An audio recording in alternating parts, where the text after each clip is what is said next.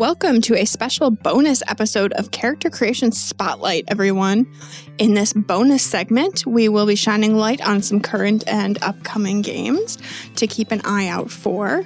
I'm one of your hosts, Amelia, and today my co-host Ryan and I are welcoming Andrew Gillis to talk about Girl by Moonlight, a magical girl RPG. Can you believe it? We're going to talk about a magical girl RPG that explores the heartbreak of denying who you really are, fighting for what you believe in, and the transcendent power of building relationships while embracing your true self. Welcome to Character Creation Spotlight, Andrew. It is really great to have you here. It's my pleasure to be here. Thanks for having me on. Absolutely. Ryan's so excited about this. Ryan has been talking about this for months. Months, you even have a magical girl shirt on. Oh, and yes. everything. I am on theme for this because this game has been on my radar like ever since there was whisperings of this game being a thing. Maybe even years ago. I don't know. This is like Ryan's whole brand. I don't know how long it's been. It's been a long time coming. Yeah, I started working on this back in like 2015, 2016. Yeah. Oh, wow. Wow. So yeah, it's been in the atmosphere for a while, but finally it's ready. There's definitely been whispers, and I cannot wait. Before we get to that, Andrew, could you start us off with telling us a bit about yourself and what sort of other things you have going on right now? Oh gosh, yeah. So I'm a longtime nerd and role player. Been in the hobby for a very long time. I've spent a little while doing kind of as a cast member on actual play shows for Roll20 and in some other places.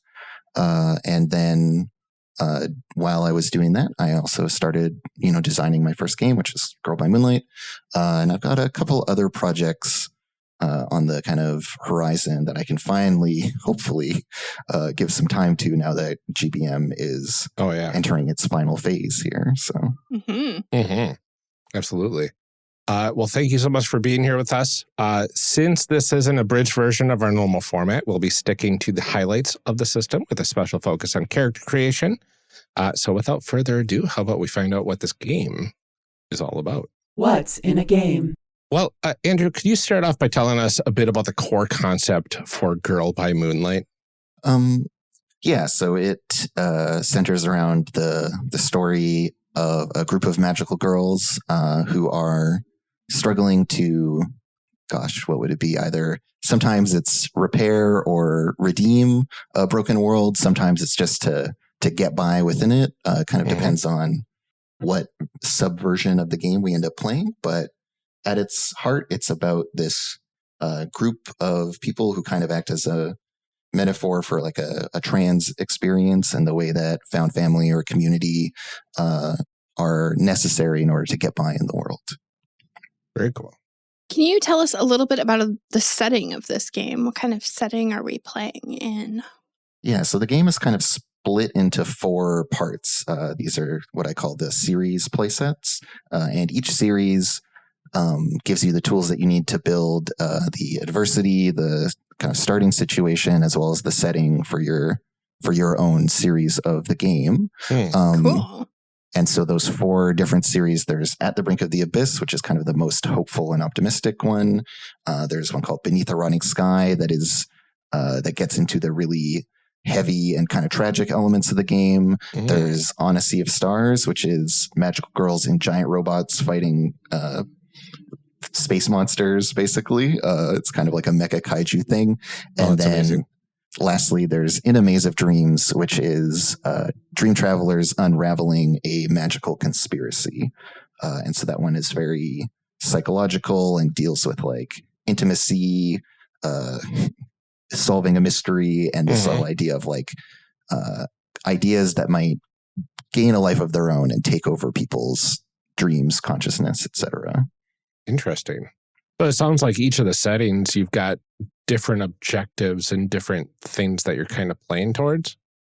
Yeah, they each offer kind of a different spin on the rules. At the Brink of the Abyss is like the core of the game. It has just the kind of ground rules for everything, and so it's a good place for people to start.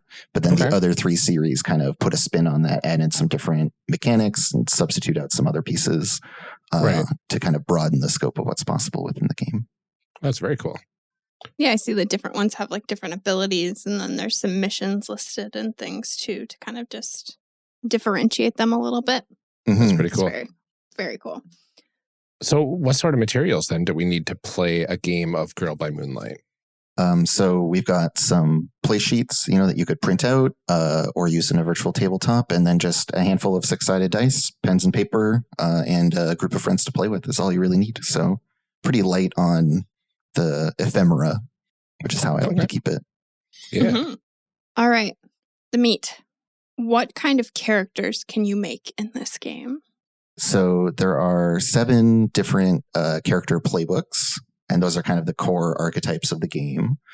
Each one you can kind of think of as being like a territory that you're going to play within. It's not a strict set of directions, but there is this kind of space that you are given, and you get to find your way around that. There's some landmarks and some features of it, but you're going to take it and run with it and make your own spin on it. And so those 7 playbooks, let's see if I can do them all from memory. I always forget one. There's the unlikely hero, the outsider, the guardian, the time traveler, the stranger, the enigma, and the harmony. And so they each are a different kind of magical girl, and the game uses this idea of magical girls in the broadest possible definition. So there's lots of room for people to bring their own ideas and identities into it.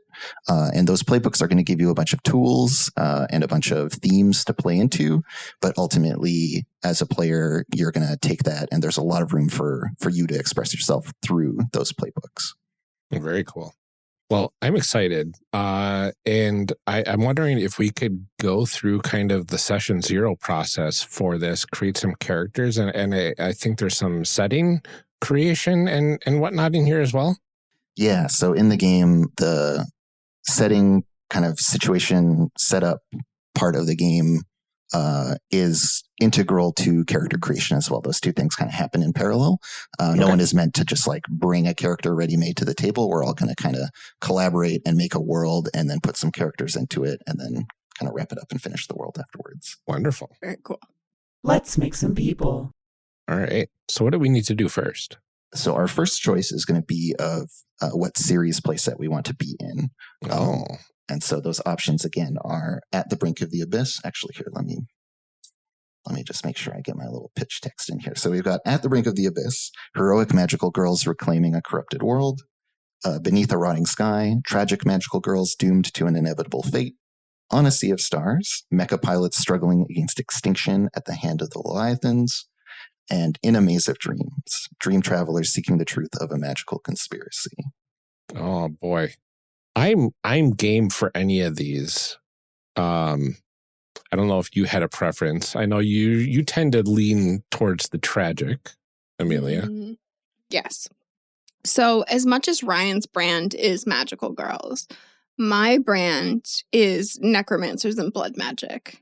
It is why we are making a game based on those two things.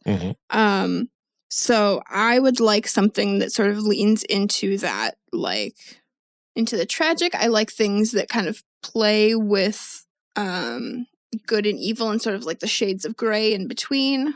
It's kind of my jam. So it sounds like Rotting Sky might suit that best. It's definitely got some more visceral elements as well that might appeal to that necromancer and blood mage in you. I do like that.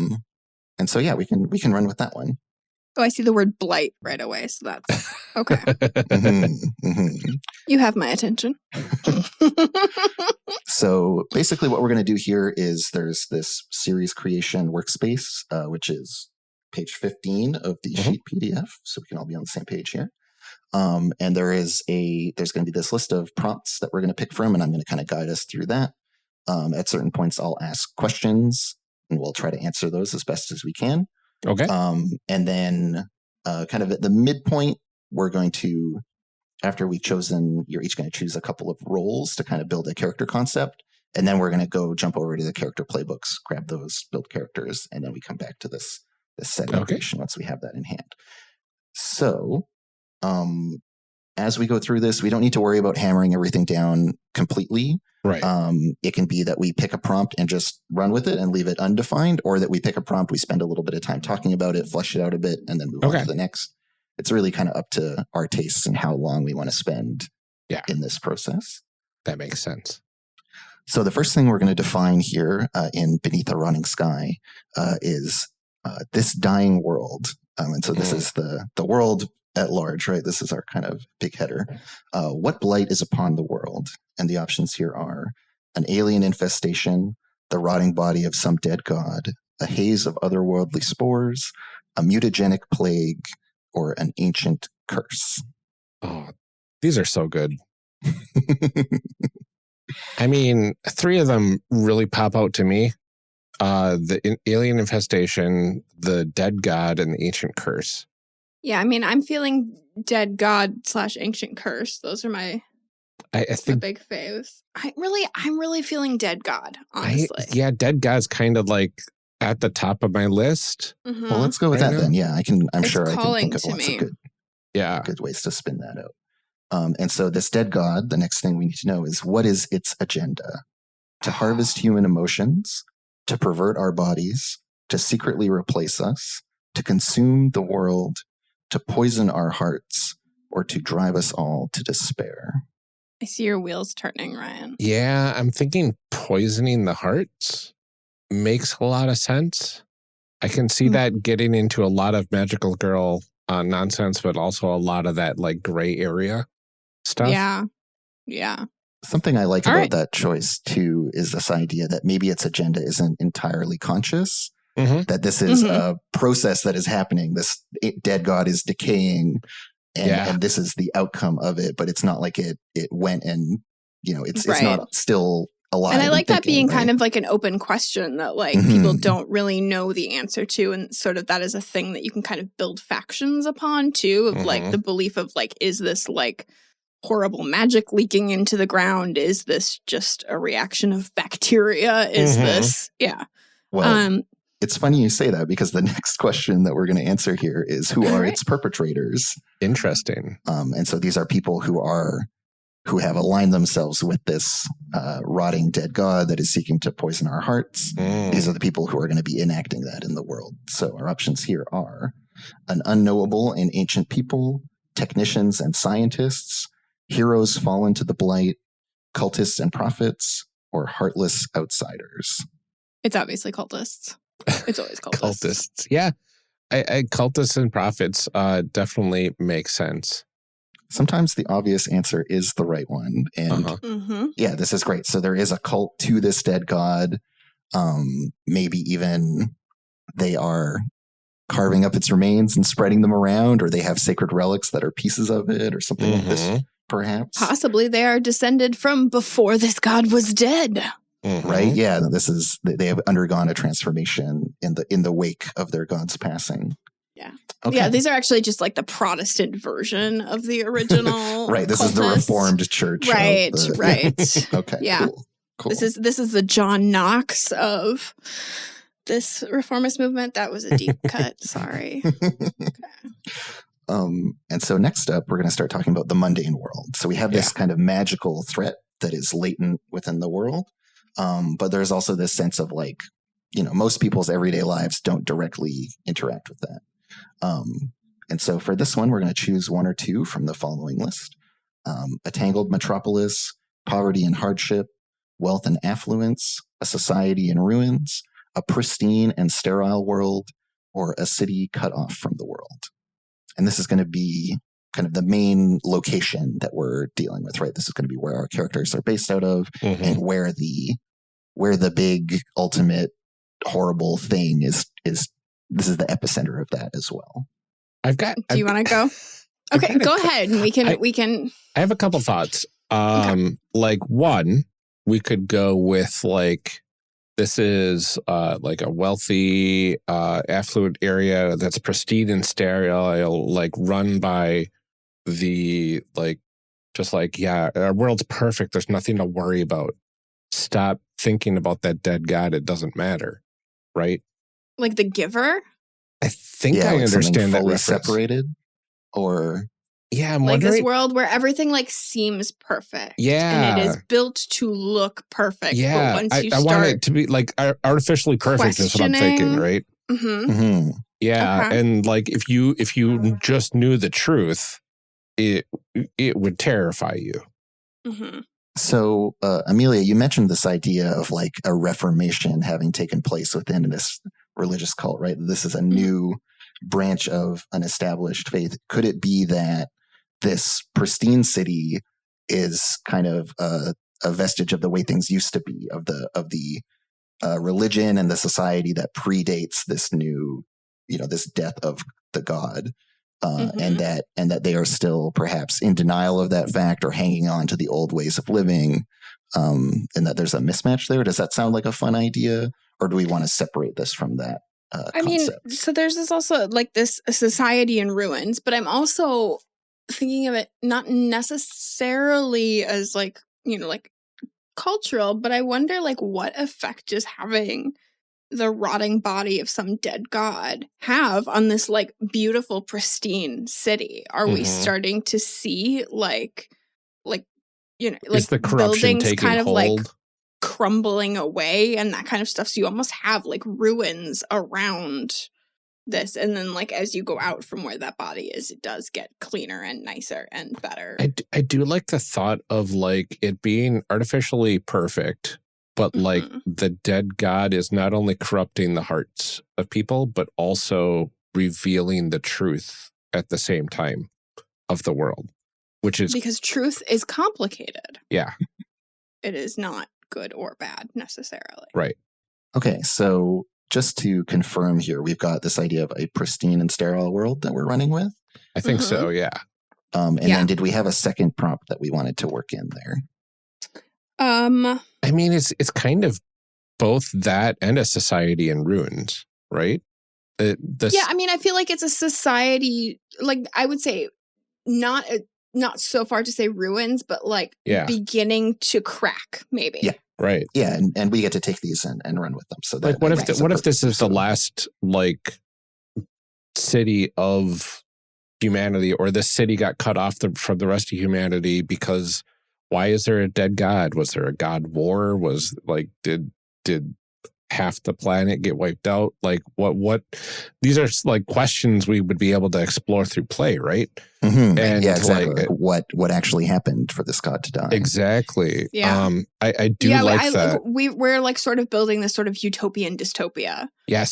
That I really am like digging. Yes. Because it does play with a lot of those gray areas, like The Giver, because that movie's in black and white. So with my little director pen here, I'm going to circle a pristine and sterile world, and I'm going to circle a city cut off from the world. Okay. There's going to be the sense that this is like one of the last places that can be like this. And we'll move on to the next thing here. So what do its people hold sacred? And here we choose one or two again. And the options are material things, hierarchy, control, hatred, ambition, reason, suffering, or conflict. Control, right? Yeah, control is definitely Control something. seems like a really clear one if we're talking about, like a sterilized place. Yeah, it's sterilized in sort of this like, false sense of perfection. And like we're talking about like needing to maintain things at all costs. So does that extend then to material things being held sacred? That objects like that are still intact, that have not been subject to this decay or whatever, are precious to the point of being sacred? I wonder if material things are more taken for granted than sacred. And like, because everybody's presented with like, this is the way things are, stop worrying about it. I was like you're not meant to look closely. Yeah, I was wondering like, what if reason was held sacred? And like, everybody's like, like the reasoning through things in life is how you get through life. But like the one thing they can't reason is the actual truth. Yeah, reason, but based on false premises, as it so often is, right? Yeah. Right. Well, and I think also this, then like the valuing of like the logical mind versus the emotional mind, and not having that balance between the two. And now the emotional mind is getting corrupted by this dead god as well. which just throws another wrench into the whole thing. Right. And then I think we can also explore the question then of like, if it's affecting the emotional mind, is it doing that entirely negatively, or like, does experiencing sadness also have value? Yeah, absolutely. Great. Okay. So We're going to this throw a little therapy techniques in here. society holds reason and control to be sacred. And now we must ask, what do they consider profane? And again, we're choosing one or two. So there's bodies, love, emotion, difference, nature, sincerity, the past, and generosity. I feel like emotion and sincerity, right? But do they know that sincerity is... Because it feels like the people would be sincere, at least, right? With what they're given. But I'm getting the sense that it's like they value things looking good versus being good. So like if people start noticing stuff is off. Well, and it's like, we don't want to rock the boat. Yeah. Like we just want to, so it's like very Midwestern. Like I'm not going to cause it, like I will hate that internally, but I'm like, I'm not going to say anything. I'm not going to cause a problem because as long as it looks like everything's okay. Yeah. As long as everyone's in control of themselves. It's keeping the peace and,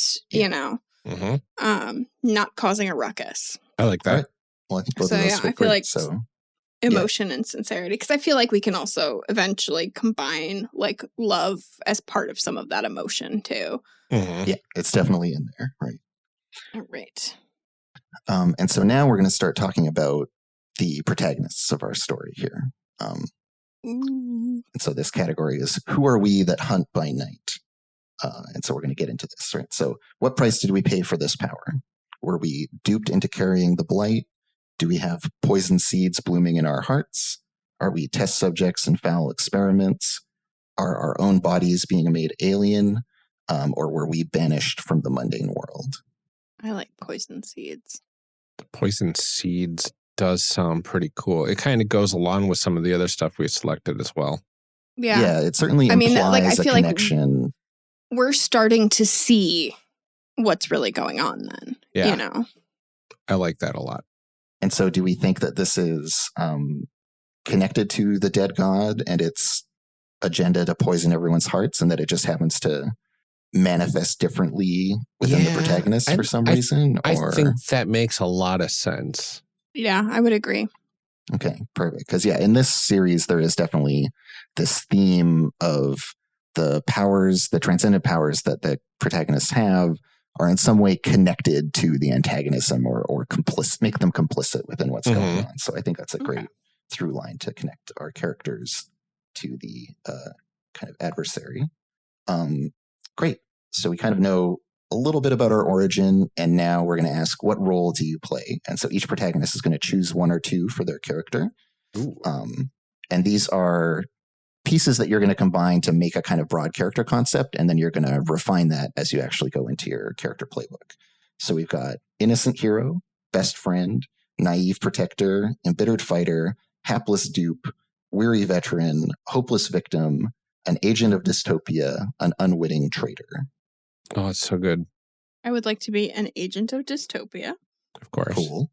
And Ryan would like to be naive protector. I was thinking about it. Clearly, you two have been playing together for a long time. We've been making the show for a little over 5 years now at this point. So I was wondering if I wanted to choose two of them. Yeah, because it's perfectly fine to run with one, or you can kind of take a second and use that interaction Andrew, between the two. If you'd like. Feel free to throw some for yourself as well. Oh, I can have a little author insert. You get your own character as well. Oh yeah, you get to make a character too. Yep. Okay, so sorry, we've got an agent of dystopia and a naive protector. Yeah. Cool. I want to be an innocent hero and unwitting traitor. Oh. Ooh. So I'm just going to make a character who believes in very lofty goals and ambitions, and then is actually completely messing it up and going to doom us all to some horrible, amazing, tragic end.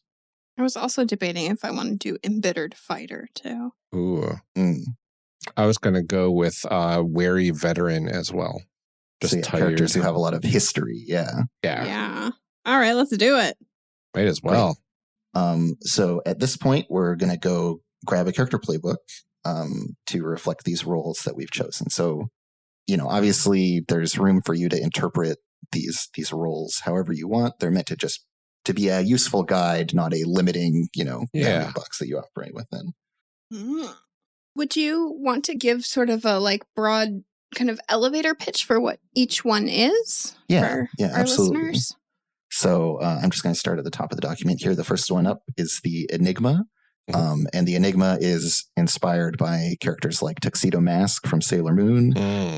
It's also a love letter to my friend Violet and the way that she plays role-playing games. And this is a big, bombastic, very high drama character type that has a secret identity and kind of struggles with that disconnect of leading a double life where they're friends with the rest of the protagonists in the mundane world and they help them out while they're on their magical adventures. But no one knows that those two entities are one and the same.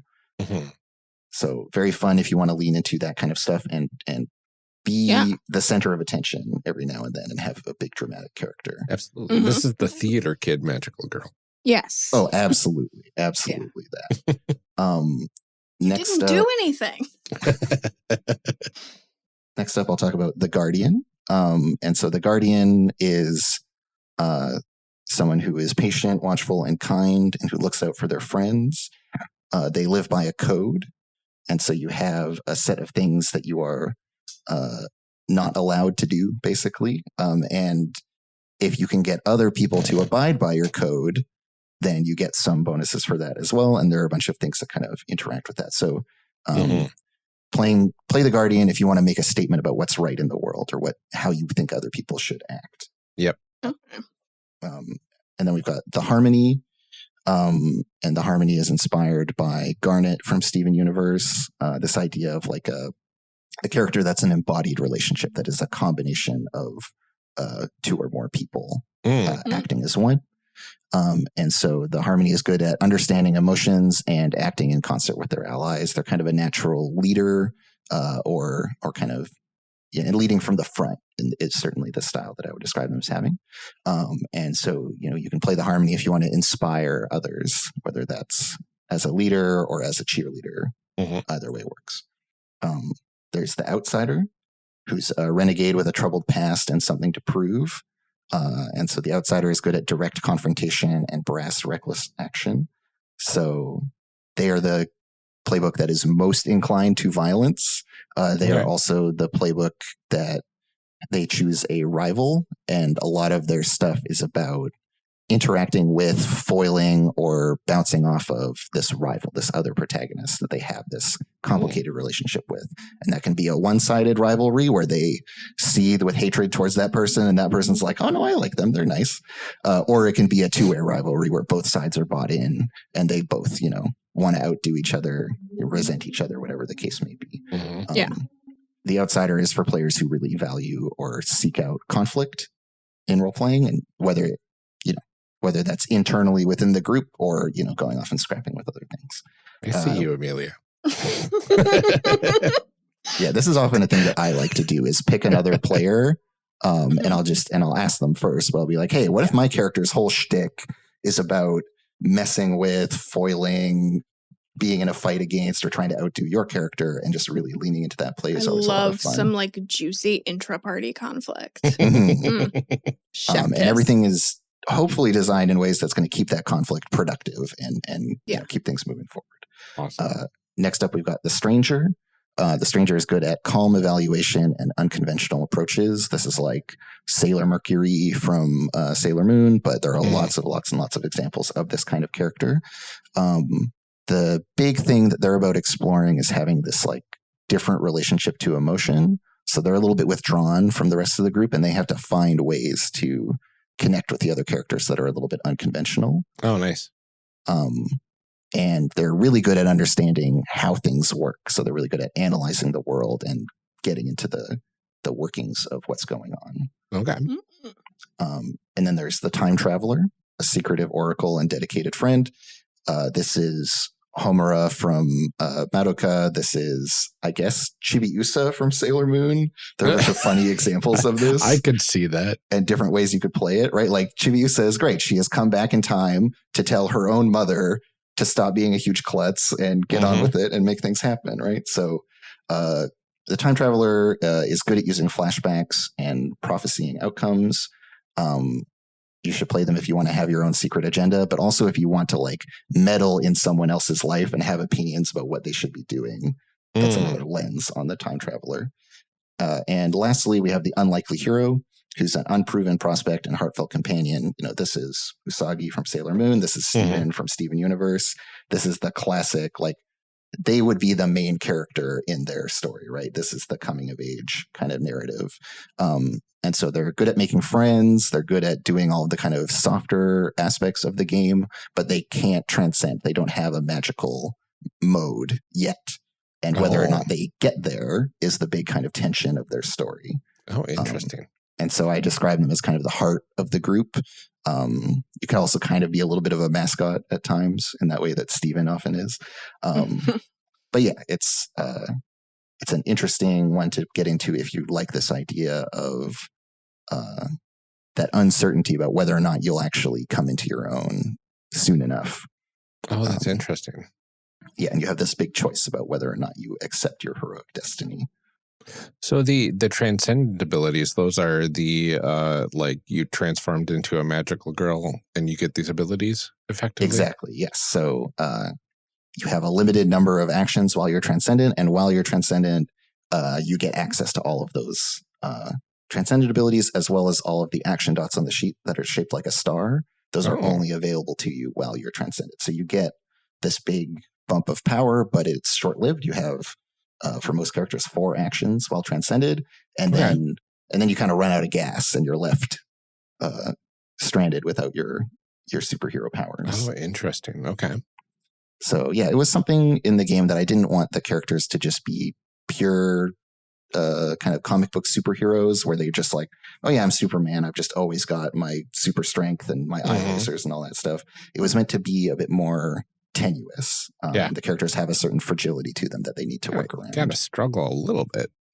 Right? Yeah. So there are 7 character types. Do any of those line up with what you were envisioning for your characters? What are you thinking, Amelia? I am actually thinking about harmony. Oh. Because I really like the idea of kind of like, you know, like finding the balance, like having 2 things going on. And I think, let me get back to the other page where I circled things.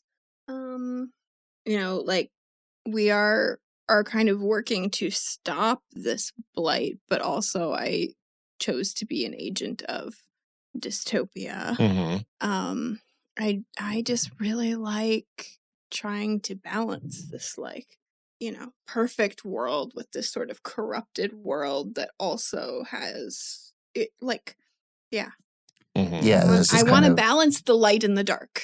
You're trying to create some synthesis between the two that makes this other thing. Yes, I think that's a really great way to leverage that character archetype. And Orion is shocked, but no, I think that's awesome.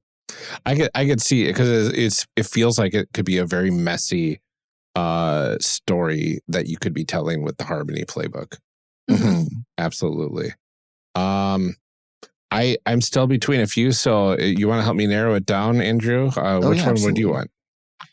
So I was thinking either Unlikely Hero or Time Traveler, one of the kind of big Destiny-oriented playbooks. Okay.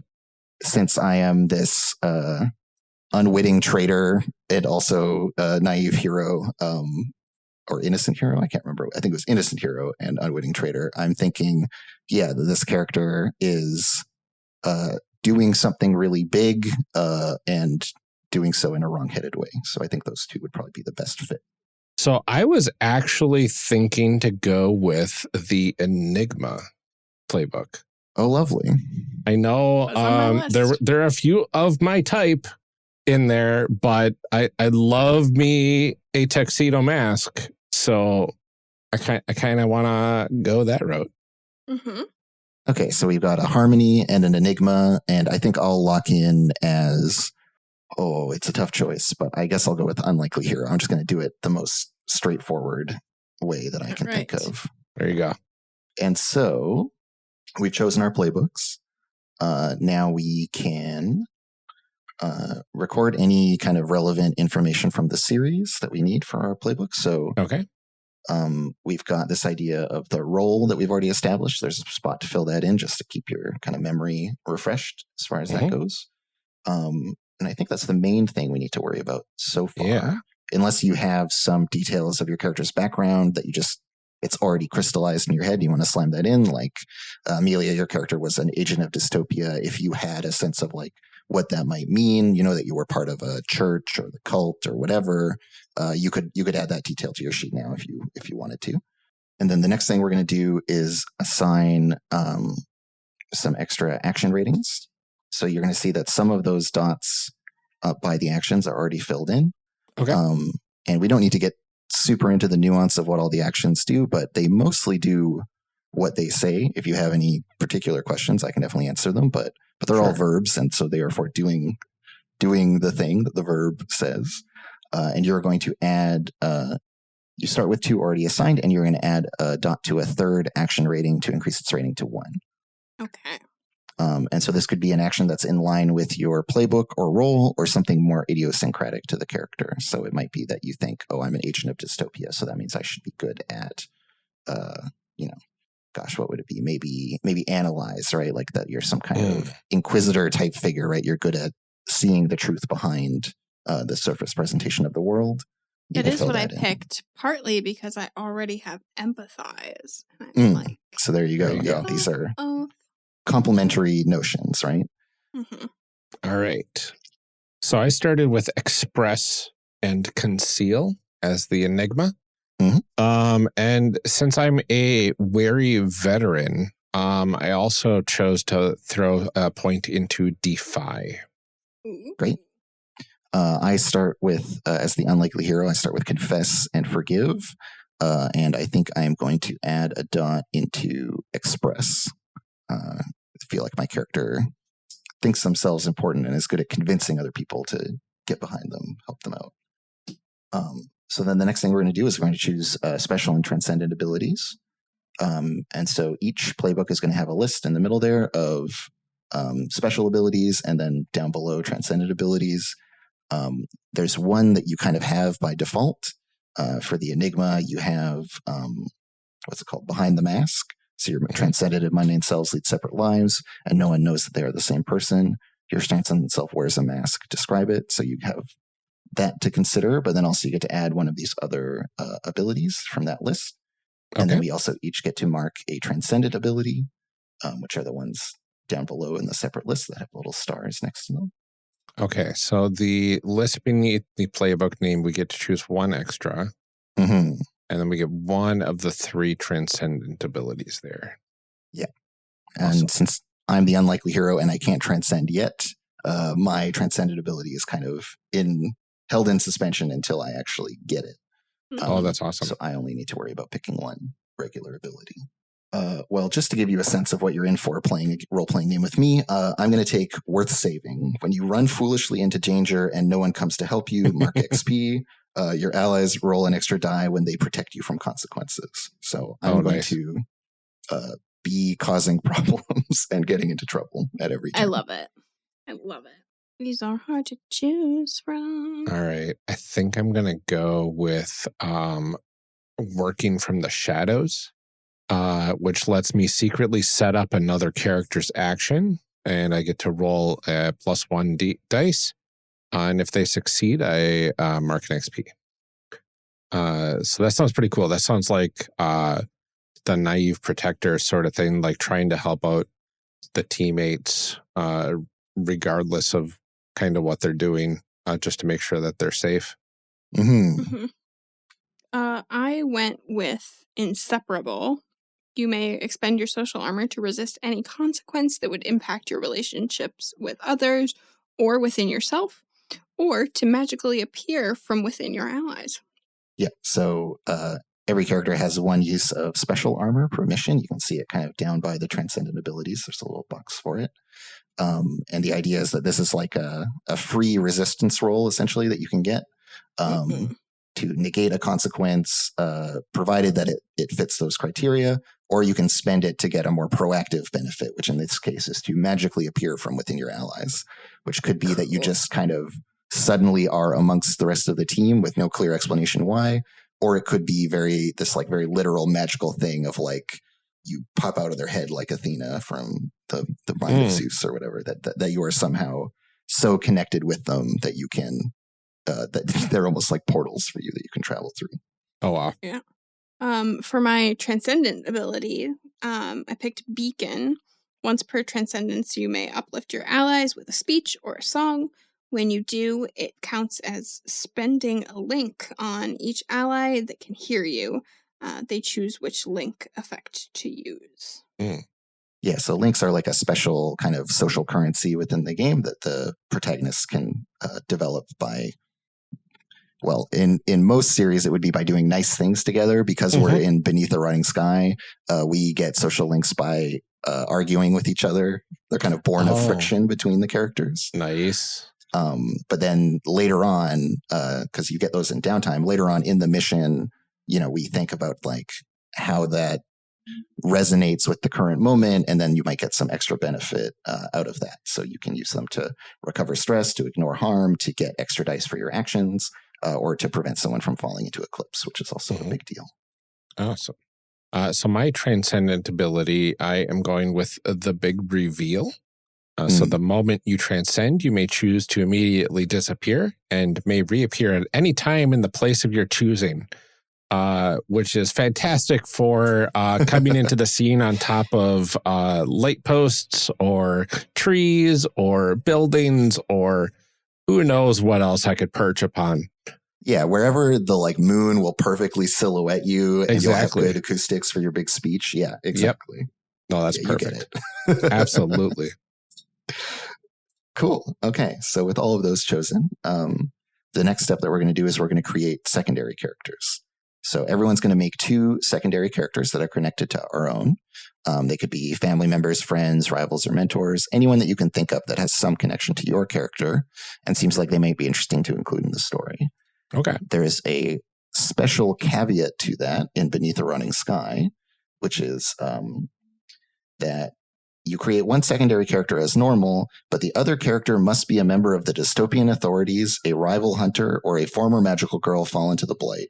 These traitors were once trusted friends or allies, but they betrayed you to forward their own interests. So there's this idea that we don't get to have quite as many friends in this series. We're going to have a lot more problematic relationships. And if you're having trouble coming up with names for any of these characters, there is a name list included in the series. It is on page 12. It's also on page 14. And to that end, I think one of my secondary characters is going to be named Verse. And they're like, so my character kind of imagines themselves as a heroic figure. And I think this is someone else who's a fellow kind of crusading type, but that we just don't quite agree on everything. And so Verse and I hate each other because we are too alike and trying to do too similar of a thing. Okay. And that in terms of where they would fit within this idea of dystopian authorities, rival hunter, or former magical girl, I think they're a rival hunter. Like there is this other group of magical girls who are also hunting the blight, and that this particular person in Verse is on that team. So okay, they're kind of my opposite in there. What do you two think about? My character's kind of the veteran, right? What do you two think about? I've been around longer than both of you as like a magical protector. Yeah, I think that's great. There's this idea that I talk about in the book of starting our series in season 2 so that there's this like back matter that we can draw on. So there was a first season of this show in which like maybe my character hadn't showed up yet, or I was a minor character, And the story was more about like what your character was doing. And so you've had this kind of more established time within the story as an important the figure. Sailor Venus of the group. Yeah, exactly, right? You were doing your own thing prior. So I think then what I'm going to say for my secondary character is a former magical girl by the name of Dusk. And that kind of informed me that my name should probably be Dawn. So we were a magical girl duo until Dusk fell to the poisoning of the hearts. Yeah, just got like too compromised, too corrupted. Is this the kind of thing where that led to them aligning with our adversaries, or is it the kind of thing where they like are so burnt out or disillusioned that they just no longer are in the fight, that they've kind of retired? Or I want to say that like they kind of left. They kind of disappeared because of the corruption. They couldn't like reconcile with the multiple truths that they knew. And I don't know their fate per se. So through them, we're going to get to learn just what happens to someone when their heart is poisoned fully. Yeah. Cool. Okay. I like that. But definitely like no longer a teammate, obviously. Yeah. I would like to propose Cordis, who is a member of this dystopian cult, trying to, I don't know, spread the blight, I guess. I think I'm probably, definitely, maybe a former member of this cult. Excellent.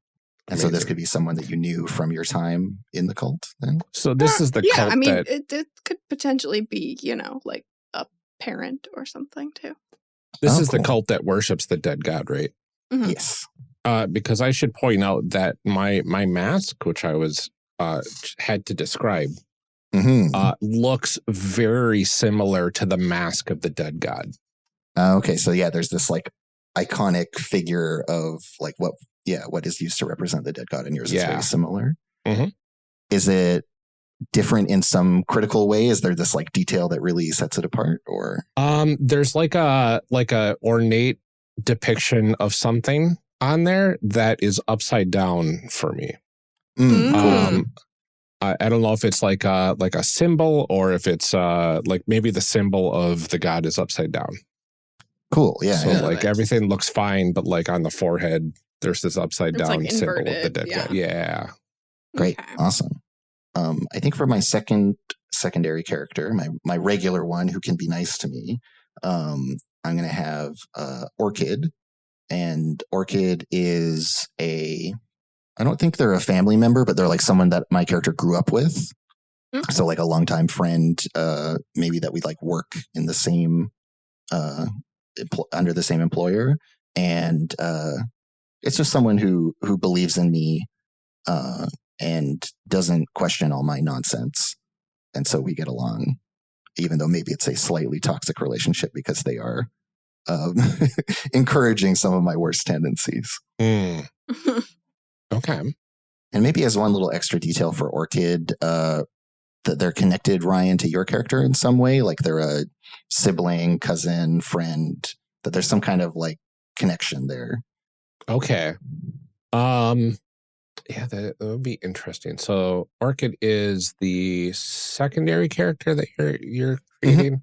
And I think working as, do we want it to be like a close connection, or? Yeah, I'm thinking maybe that this is how our two characters are acquainted, is through Orchid. What about roommates? Yeah, that sounds good. Just roommates. Yeah, that would be interesting. There's a nice little seed of a possibility there too, that if your character is leading a double life, your roommate might have a sense of that, even if they don't know exactly what's going on. So having some lines in for those kinds of exposure for the enigma is always good to have in your back pocket. Well, exactly. I would like to propose my second secondary character as Gwyn, who I think is the person that took me in after I left this cult or escaped it or whatever. But I also think Gwyn is someone that is fairly entrenched in this sort of utopian society that we've created. So I picture Gwyn as being kind of the opposite of Cordis.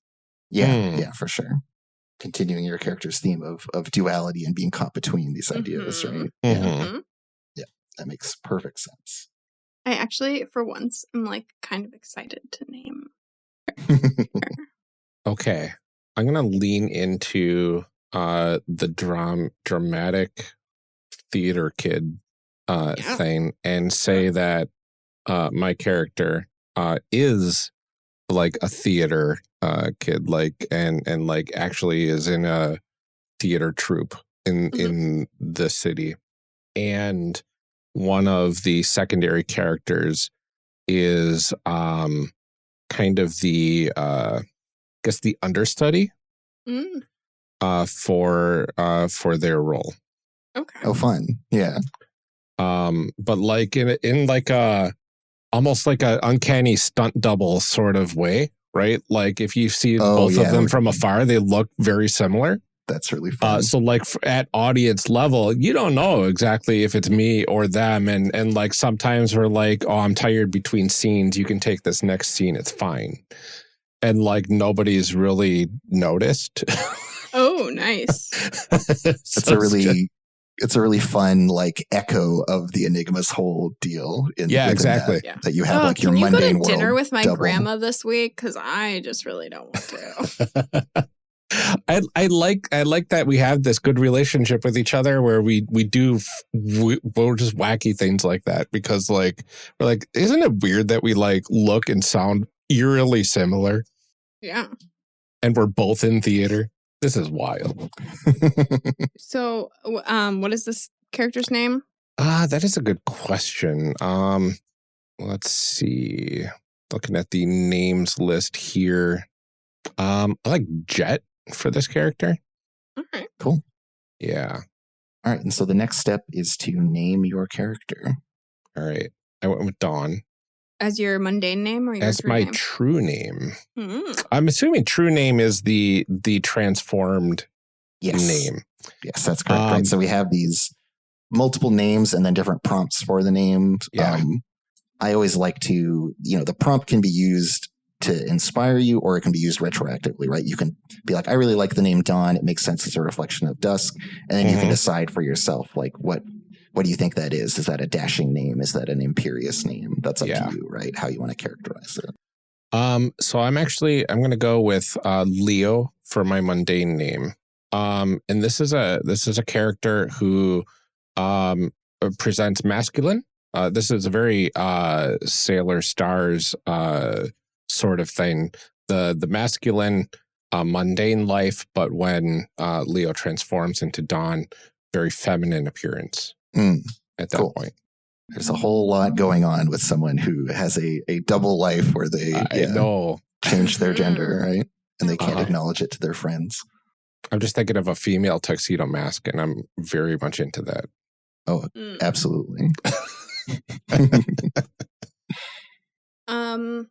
So I had named my secondary character Cordis, which is Latin for heart. And then I decided my character's mundane name, my prompt was a lofty name, a romantic name.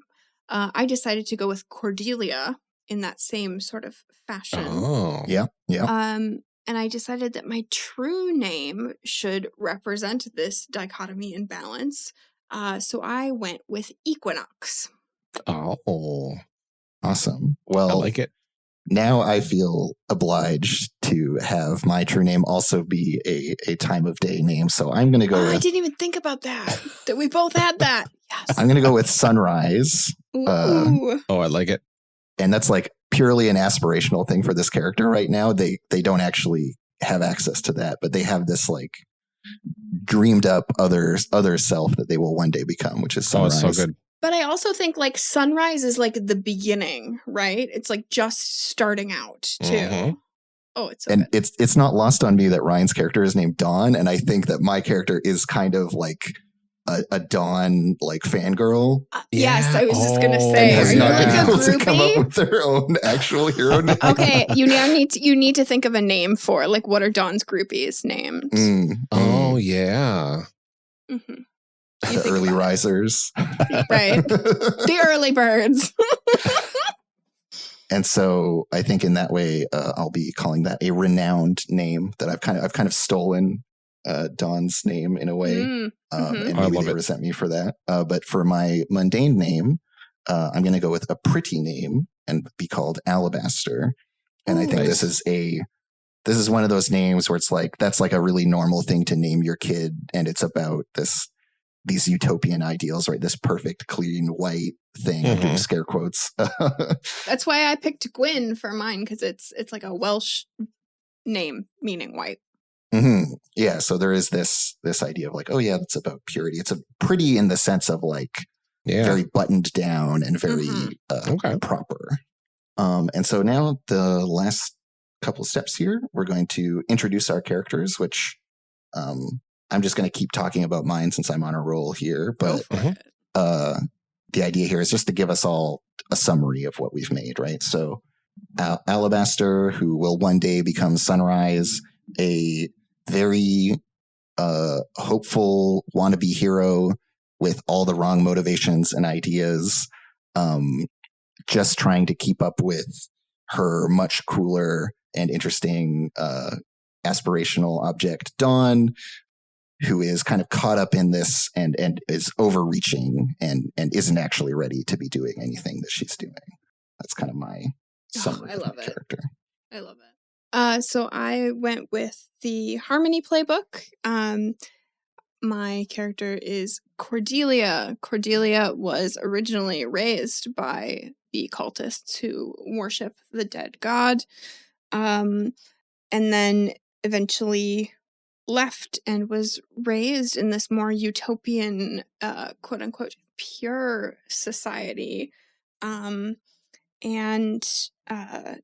my true name is Equinox, and my I'm what did I say? An agent of dystopia. So my character really is spending her time trying to figure out which of these upbringings is correct and trying to find this balance both in the world and within herself of what is true. Yeah. All right. And I created Leo, the theater kid who is the local star of the theater troupe, who has a wonderful understudy that they get up into all sorts of shenanigans, and that understudy's name is Jet. And basically, they are they look so much alike, they sound so much alike that they kind of switch off between acts just for fun. And that's basically Leo's mundane life. But Leo's been a protector of the city for a while now. It used to be the Dawn and Dusk duo. But Dusk had been lost to the poison of the dead god. And he is she at that point, Dawn, is a naive protector and a wary veteran, who's been at this for far too long. And her mask looks like the mask of the dead god with an inverted symbol of the dead god on it. I was trying to figure out how I fit into all of this too, and I think in this case I knew Dusk before I knew you. After Dusk sort of became dark, continued being dark, got real dark, and sort of became familiar with Dusk as they became part of this cult, and then met you afterwards. So met Dawn afterwards at that point? Yes, or Leo? maybe. I don't know. We That's a haven't good played the question. game, Ryan. I know. Oh my goodness. Both, so many. but I so am many not aware things. of that fact. I don't I know. do like both. Yeah. Yeah. You never know. Okay, and so our kind of final step, the icing on the cake, or maybe the cherry on top, is making promises. And so a promise is something that you're going to have 2 prompts on your sheet for promises, and they are always pointed at one of the other protagonists, right? So like Alabaster might have a promise to Leo or to Dawn, and these promises are kind of aspirational statements, hopes, fears, etc., that you might have for the other characters, things that you'll do or that you'll never do. They don't need to be things that were ever spoken out loud necessarily. They don't need to be possible even, but they're kind of things that your character is aiming for and ways that they feel about the other characters. And I think for my part, so I have options for a naive promise and an impossible promise. I think my naive promise is to Dawn, and it's I will be as great a hero as Dawn is. Oh, I love it. Okay. So I got a promise for Sunrise, I believe. So I think my secretive promise is to keep Sunrise safe from the blight, because I don't want to see this like beacon of like potential squashed by what took Dusk from me. Mm-hmm. Like I feel kind of responsible for your involvement because I am. So like secretly I'll be like, I need to keep this person safe, but like, you know, outwardly I'm like, you know, kid, what are you doing here? You know? There's a really funny tension for the unlikely hero in this series in particular, where keeping them safe probably means not ever letting them get the transcendent powers in the first place, right? Like there's almost like, no, this life isn't for you if you want to be safe. Oh, that's hard. Maybe.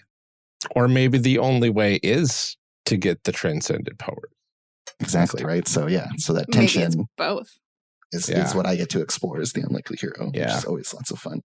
I have 2 conflicting promises. So I have a shared promise and then 2 conflicting promises.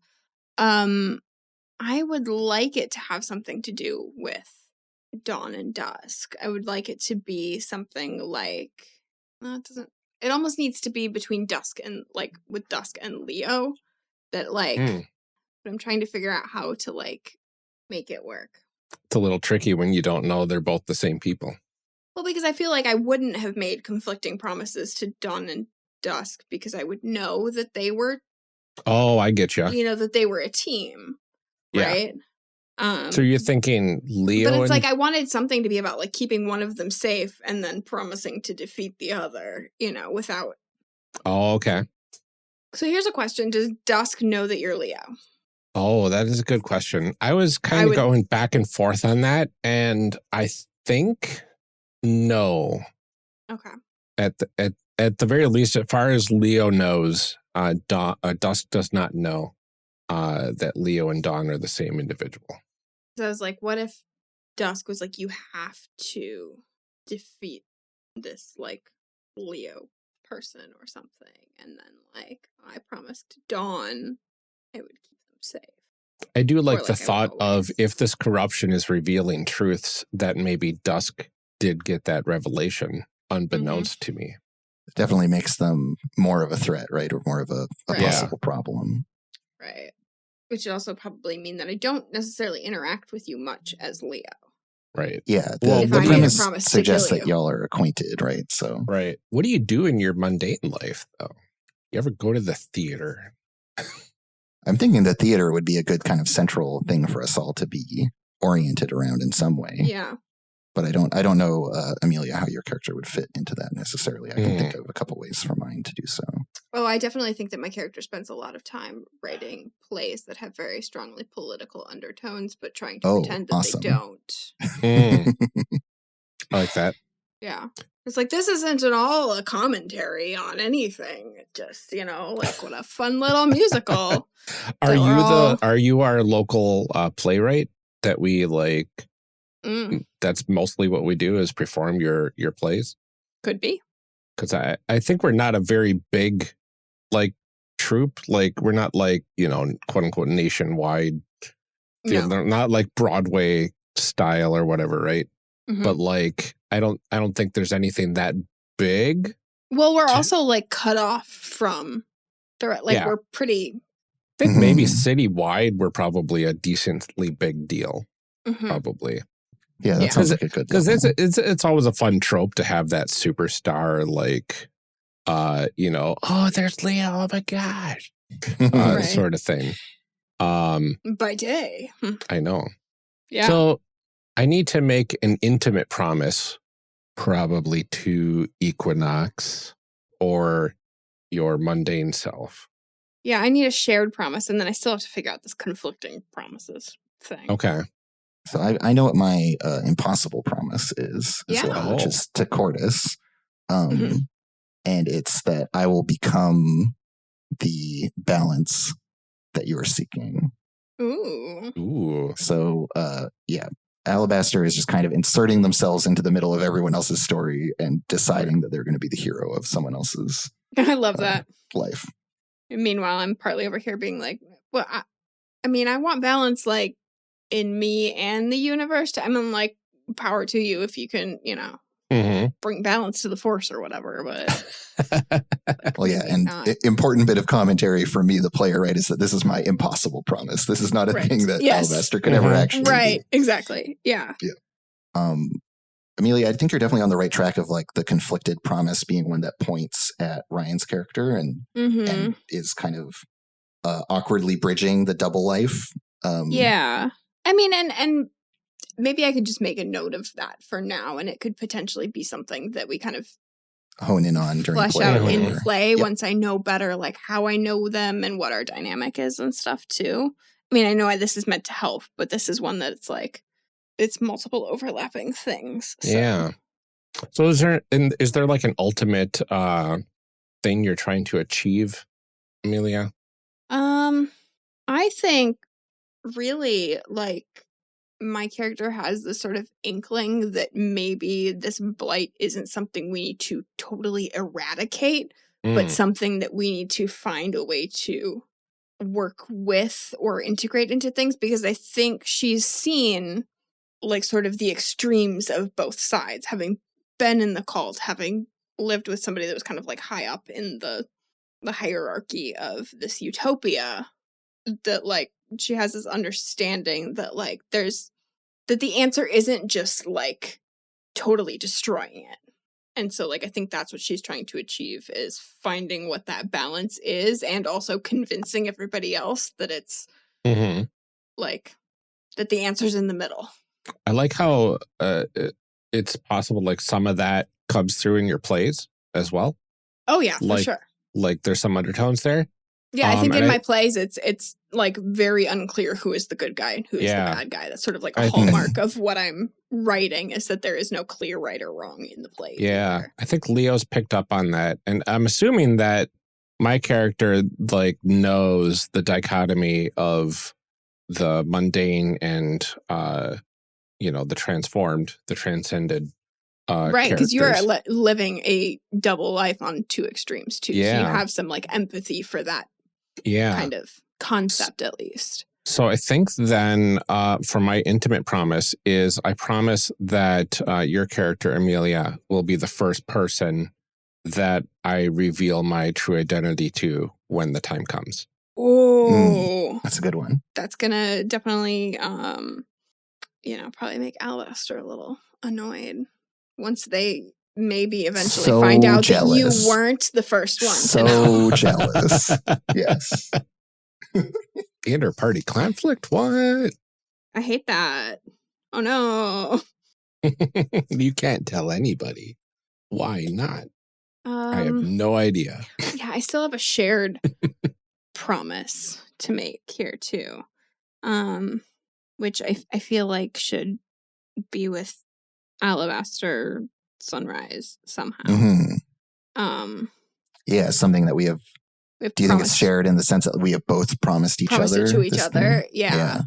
Because I think probably Alabaster is pretty bought into Cordis's kind of ideology, So here's my question, is that, like, do we have a suspicion that Dawn is not just Dawn, and, like, our shared promise is that, like, we're going to figure it out?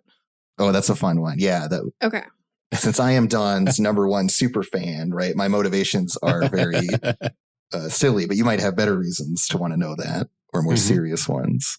But yeah, I think that's great. Yeah, I mean, I think part of my wanting to figure it out too probably has to do with whatever promise I made to Dusk too. Yeah. That, like, I need to. Yeah, whatever thing it is that's putting you in the middle of Dusk and Dawn. Yeah. We have this little compact to go, like. So yeah, maybe my promise to Dusk is that, like, I will figure out who Dawn really is, and then my promise to Leo is, like, I will keep you safe. Yeah, like that's that. a perfect one. Yeah. Oh, I love it. Brilliant. All right, so that gives us our little trio of characters, all tightly connected. Dang. With lots of I like that. hopes and aspirations for each other and opportunities to get into trouble and cause drama. Yeah, exactly. Because that puts us at a good spot. We've made characters. There's a little more that we might do in the normal course of play, but it's not important to cover it all. Yeah. Oh, that's amazing. This was a lot of fun. Yeah. Thank you. Amazing. So let's see here. We've got, like, what, one or two more questions, or do you feel like we've covered those, Ryan? Yeah, I think we got some decent discussion about that. Yeah, I guess is there anything about the crowdfunding campaign you want to highlight? Well, it's been very successful so far. We've hit most of our stretch goals. So there's, if you sign on, you get a lot of stuff. There's this whole Magical Girl zine that we're compiling as a companion piece to the game, which I'm really excited about. It's got contributions from lots of really, really amazing people. Right now, we're working on a set of stretch goals that are about paying the core team from the book more. So just having the success of the campaign be reflected in their compensation. So for all the people who did the amazing art, the editors, the indexer, all the people that made the book happen. And so, I would encourage folks to check it out. There's lots of cool stuff that you can get. And there's a couple of weeks still in which to do so. So it's on Backerkit, Girl by Moonlight. Go check it out. Awesome. Very cool. Andrew, thank you so much for joining us to talk about Girl by Moonlight. This was so much fun. I love what we ended up with here. This is so good. I wish we could have done more. This is so good. Well, you say that every time. I know. He says that to all the girls. Well, but no, for real, this making a show that's just about character creation is torture. It's terrible. Yeah, I exactly. would love to play this. Well, it was really fun being on here. And thanks for having me and for making such a lovely little cast of characters in an interesting little world that we'll never get to play in. I know. And yet, it's perfect just that way then. We can't mess it up, It's just get forever unspoiled. Yeah. Can you just remind everybody real quick where they can find you online and where they can find this game? So I'm on Twitter for as long as that's a going concern, at Commuting Crow. And then I'm also on co-host at Andrew Gillis. And you can check out Evil Hat's website if you're interested in the game. So those are the best spots to look. Very cool.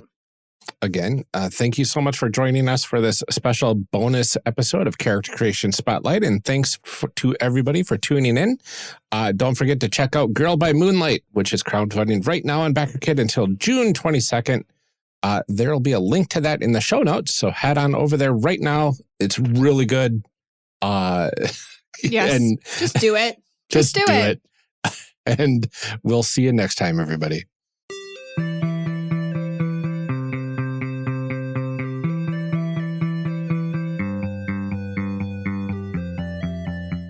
Character Creation Cast is a production of the One Shot Podcast Network and can be found online at www.charactercreationcast.com.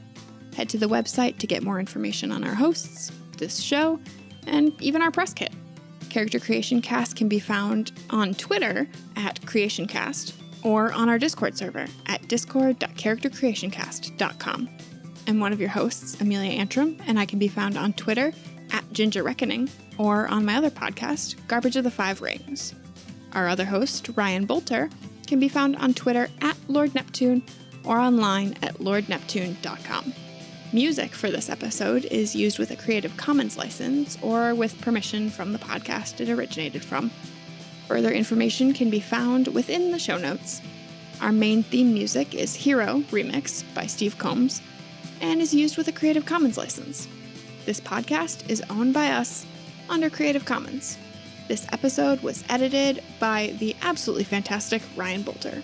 Further information for the game system used in today's guests can also be found in the show notes. If you'd like to support our show, find us on Patreon. Get access to bonus episodes, extra outtakes, and much, much more at patreon.com/charactercreationcast. Thanks for joining us. And remember, we find the best part of any role-playing game is character creation. So go out there and create some amazing people. We'll see you next time.